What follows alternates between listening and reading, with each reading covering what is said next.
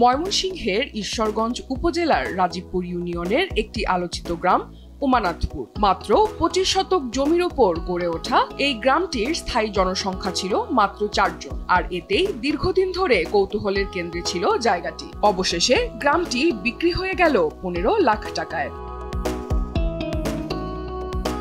প্রায় 4 মাস আগে গ্রামের মালিক মোহাম্মদ সিরাজুল হক সরকার এটি বিক্রি করেছেন ব্যবসায়ী আব্দুল মন্নাছের কাছে। সম্প্রতি গ্রামটি বিক্রির ঘটনা প্রকাশ পেলে আবারও আলোচনা শুরু হয়। উত্তরাধিকার সূত্রে মোহাম্মদ সিরাজুল হক সরকার স্ত্রী ও সন্তান সহ মোট 4 জন নিয়ে গ্রামটিতে বসবাস করে আসছিলেন। এই বাড়িতে 2টি থাকার ঘর, একটি গোয়াল ঘর, একটি পুকুর ও একটি টয়লেট ছাড়াও রয়েছে বেশ কিছু গাছগাছালি। অন্যের জমির আইল দিয়ে এই বাড়িতে প্রবেশ করতে হয়। এই জমি ও বসতবাড়িকে কেন্দ্র করেই গড়ে উঠেছে উমানাথপুর নামের এই ছোট্ট গ্রামটি।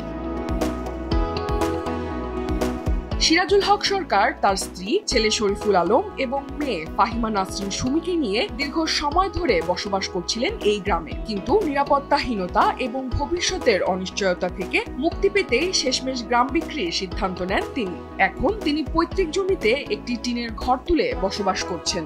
এখন এই যে আমার ছেলেটা মারা যাওয়ায় তখন আমরা 2 বুড়া বুড়ি এইখানে এক কোনার মধ্যে, এখানে মানুষের বাড়ির আশপাশে কোনো বাড়ি নাই, কোনো নাই, তো নিরাপত্তার অভাব। আমার উপরে কখন কি করে, কখন কে আক্রমণ করে তা ঠিক নাই। তখন এই বাড়িটা আমি এই বিধায়, নিরাপত্তার অভাবের বিধায় আমি বাড়িটা বিক্রি করে দিছি 15 লক্ষ টাকা। 15 লক্ষ টাকা বিক্রি করে দিছি। বিক্রি করে দেওয়া ওই মৌজাতেই আমার প্রত্যেক জুতে আমি এই একটা রোডের কাছে আমি ওখানে গিয়া ঘর করছি, বাড়ি করছি, ওইখানে আমি এখন বসবাস করতাম। ওই বাড়িটাতে আমি 1965 সন থেকে আমার আব্বাই করছিল এখানে বাড়ি। হ্যাঁ, আমার আব্বা মারা গেছে 65 সন থেকে। দীর্ঘ 60 বছর যাবৎ আমি এই বাড়িতে আমি বসবাস করে আসতেছি। এখন তো ধরুন আমার ছেলেটা যদি না মরতো তে আমি বাড়িটা ছাড়লাম বলে।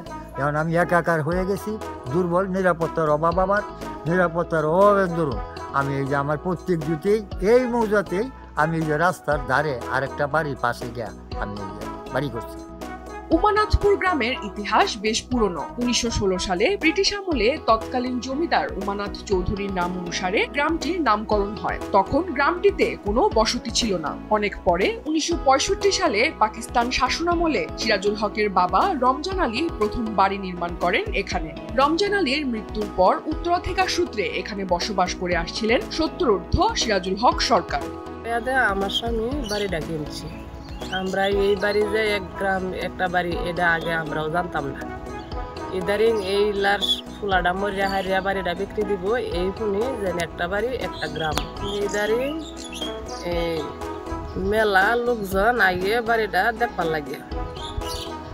আমরা 10 জন মানুষ বাড়িতে বসবাস করি। এই বাড়িটা খুব আলোচিত ছিল, অনেক লোকজন আসা যাওয়া করতো। পরে বাড়ির মালিক সিরাজুল ইসলাম পরে বাড়িটি আব্দুল মন্নাসের কাছে বিক্রয় করে দেন। এমন এটা আর কেউ জানে না, এটাই কয়েকদিন এসে প্রকাশ হয়েছে। বাড়ি বেচছে আরো 4-5 মাস আগে মনে হয় বাড়িটা বিক্রি হয়ে গেছে। গ্রাম বিক্রির পর বর্তমানে নতুন মালিক আব্দুল মন্নাছের পরিবারের 10 জন সদস্য এখানে বসবাস করছেন। ঢাকায় বড় ছেলে মোস্তফা কামালকে নিয়ে ফলের ব্যবসা করেন মন্নাছ। পরিবার সূত্রে জানা গেছে 15 লাখ টাকায় জমি কেনার পর রেজিস্ট্রি সহ অন্যান্য খরচ মিলিয়ে প্রায় 17 লাখ টাকা খরচ হয়েছে তাদের। অনন্যা দাস, দেশ টিভি।